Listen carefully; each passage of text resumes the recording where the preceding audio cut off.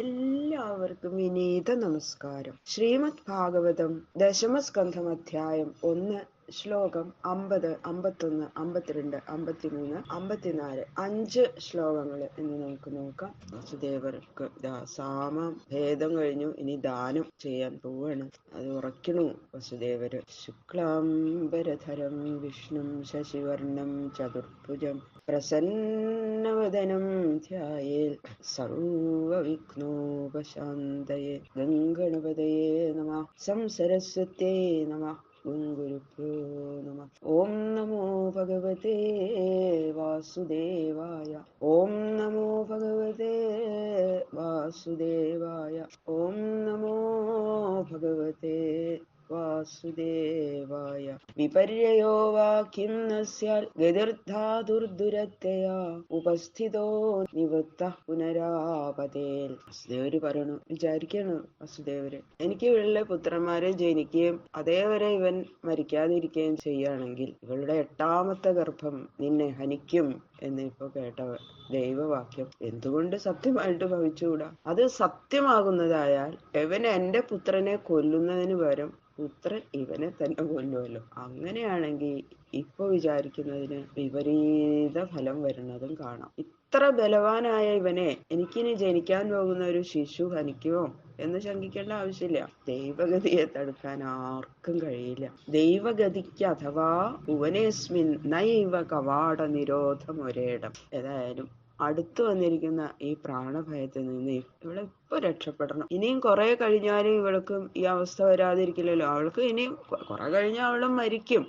എല്ലാവർക്കും ജനിച്ചവർക്കൊക്കെ മരണം ഉണ്ടാവുമല്ലോ. പിന്നെ എന്തിനാ ഇപ്പൊ ഇത്രയൊക്കെ ക്ലേശിക്കണതെന്ന് വിചാരിക്കാൻ പാടില്ല. കാലമൃത്യു വരുന്നതിനെ പ്രാണികൾക്ക് ആർക്കും തടുക്കാൻ സാധിക്കില്ല. അങ്ങനെ വരുന്നതിലും ഇവൾ അനുഭവിക്കുന്നതിലും എന്റെ തെറ്റുണ്ടാവാൻ പാടില്ല. അപമൃത്യു അല്ലേ വരാൻ പോണത്. കഴിയുന്നത്ര അതിനെ തടുത്ത് ഇവിടെ രക്ഷിക്കേണ്ട കടമ എനിക്കുണ്ട്. അഗ്നേര്യഥാദാരു യോഗയോ അദൃഷ്ടതോന്യെന്ന നിമിത്തമസ്തി ഏവം ഹി ജന്തോരവിദുർവിഭാവ്യ ശരീര സംയോഗ വിയോഗ ഹേതു. പ്രാണികൾക്ക് എന്താണ് വരാൻ പോണത് ഭാവിയില് ആർക്കും ഒന്നും നിശ്ചയിക്കാൻ കഴിയില്ല. ഒരു കാട്ടില് എതിർച്ചയാ തീ പിടിക്കുമ്പോ അടുത്തുള്ള മരങ്ങള് നശിക്കാതെയും ദൂരത്തുള്ള മരങ്ങൾ വെന്തു പോകുന്നതായിട്ടും നമ്മൾ കാണാറുണ്ട്. ഗ്രാമങ്ങളില് തീപിടുത്തം ഉണ്ടാകുമ്പോഴും അടുത്ത മരം കത്തിപ്പോകാതെ എത്രയോ അകലത്തിരിക്കുന്ന മരങ്ങള് വെന്തു പോകുന്നത് നമ്മൾ കാണാറുണ്ട്. ഇതിനെല്ലാം യാദൃച്ഛികം എന്നല്ലാതെ ഇപ്പൊ എന്താ പറയുക. അതുപോലെ തന്നെ വയസ്സായവര് ഇരിക്കുമ്പോ ചെറുപ്പക്കാരും മരിക്കണു, ബലഹീനരും വധിക്കണു. അങ്ങനെ പ്രാണികൾക്ക് ഓരോവിധ ദേഹം കിട്ടുന്നതിനും അവയെ വിട്ടുപോകുന്നതിനുമുള്ള കാരണങ്ങൾ ഊഹിക്കാൻ പോലും കഴിയാത്തതുമായതുകൊണ്ട്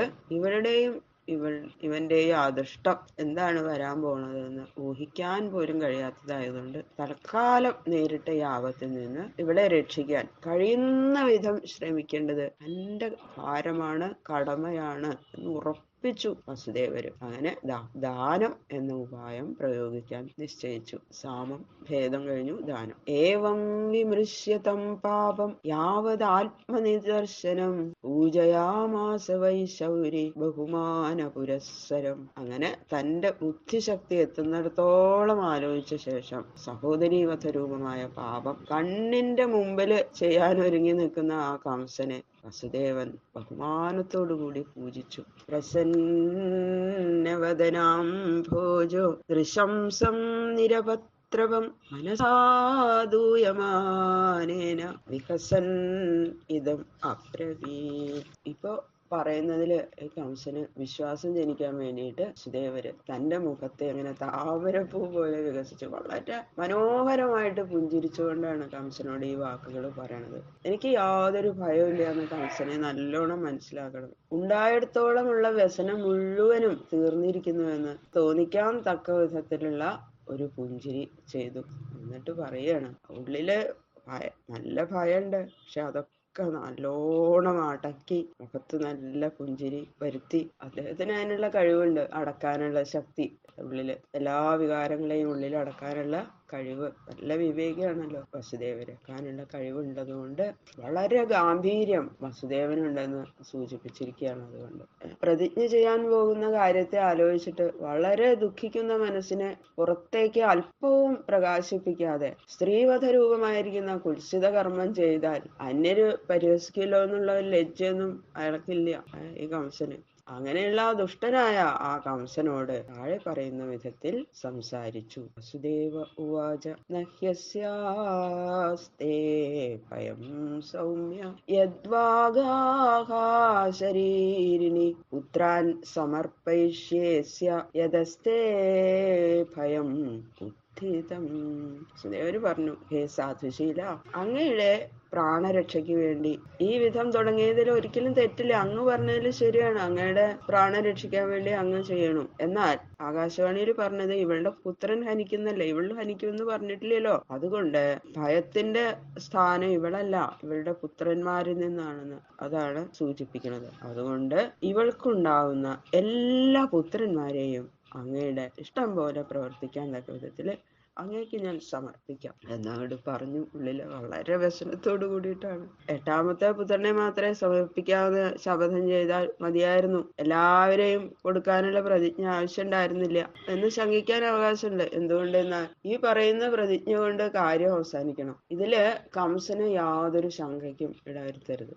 അതുകൊണ്ട് സാധാരണ ഒന്നാമത്തെ പ്രസവം മുതൽക്ക് എണ്ണുന്നതായ എട്ടാമത്തെ പ്രസവജാതൻ എന്ന് തന്നെ ആ സാധുവായ അങ്ങനെയാണല്ലോ പറയാ. പക്ഷെ ഈ മുട്ടാളനായ കംസൻ വിപരീതം ആലോചിച്ചാലോ, അപ്പോ ഒന്നാമത്തെ എന്നുള്ളത് ആദ്യത്തെയാണ് എട്ടാമത്തെ എന്നൊക്കെ പറഞ്ഞാലോ. അതുകൊണ്ട് ഒടുവിലത്തെ തവനെ എന്ന് കണക്കാക്കിയാൽ ഒന്നാമത്തെ അടുത്ത് വരുമ്പോ തന്നെ എട്ടാകുന്നതിന് വിരോധമില്ല എന്ന് വിചാരിച്ചിട്ട് കുബുദ്ധികൾക്ക് ആലോചിക്കാൻ പാടില്ലാത്തതൊന്നുമില്ലല്ലോ. അതുകൊണ്ട് നീചനും മൂഢ അഗ്രസേരനുമായ കംസനെ എങ്ങനെയെങ്കിലും സമാധാനിപ്പിക്കാൻ ഉറച്ച വസുദേവൻ പുത്രന്മാരെ എല്ലാം സമർപ്പിക്കാമെന്ന് പ്രതിജ്ഞ ചെയ്തതില് അദ്ദേഹത്തിന്റെ കാലോചിത ബുദ്ധിവിശേഷത്തെ പറ്റി പ്രശംസിക്കുക തന്നെ വേണം. എല്ലാം ആലോചിച്ചിട്ടാണ് പറയണത് വസുദേവര്. പിതാവിന്റെ പരലോകപ്രാപ്തിക്ക് ഉചിതമായ കർമ്മങ്ങൾക്ക് അർഹന്മാരായ പുത്രന്മാരെ ഉപേക്ഷിച്ചിട്ടും താനല്ലാതെ മറ്റൊരു ആലംബവുമില്ലാത്ത ഈ പ്രാണപ്രേയസിയായ ദേവകിയെ രക്ഷിക്കാൻ ഒരുങ്ങിയതിൽ ആശ്രമോചിതമായ ധർമ്മം വ്യക്തമാകും. ഇത്രയായാലും എന്തൊക്കെ പറഞ്ഞേ, എല്ലാ ഉപായങ്ങളും വിസ്തരിച്ച് പറയാണ് വസുദേവര്. ദൈവവാക്യം വെറുതെ ആയിട്ട് ഭവിക്കില്ല എന്നുള്ള വിശ്വാസം ബലമായിട്ടുള്ളത് കൊണ്ട് ഇപ്പോഴത്തെ ഈ പ്രതിജ്ഞ അന്യായമായിട്ട് വരില്ല എന്നൊരു തോന്നല്, അങ്ങനെ ഒരു ഉറപ്പ് എന്തോ വസുദേവരുടെ ഉള്ളിൽ വന്നു. അതുകൊണ്ട് എട്ടാമനെ മാത്രല്ല ഉണ്ടാകുന്ന എല്ലാ പുത്രന്മാരെയും അങ്ങേക്ക് നൽകാം എന്നുള്ള സത്യം ഏറ്റവും സമുചിതം തന്നെയാണ്.